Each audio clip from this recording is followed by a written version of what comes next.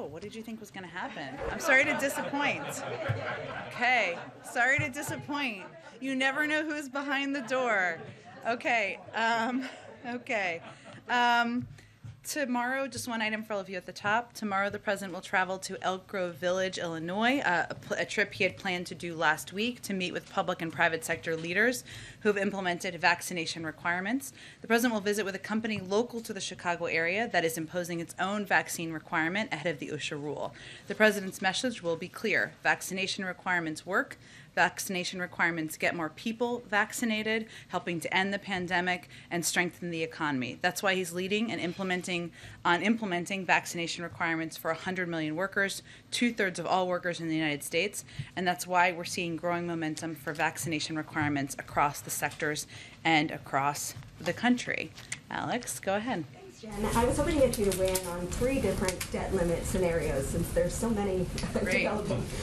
So off the top, Senator Mitch McConnell has proposed for Republicans to either support a short-term hike in the debt limit through December or to support a expedited reconciliation process where Democrats would vote to hike it long-term.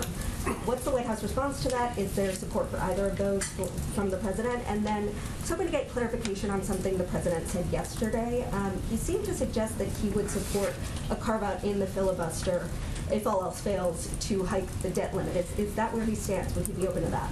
Well, right now, and perhaps this is the awkwardness of 4:15 while people are still meeting on the Hill, right now Democratic members are meeting on the Hill to discuss options on the path forward. I think Republican members may also be meeting or discussing among themselves. My understanding at the point I walked out here is that there's been no formal offer made. A press release is not a formal offer.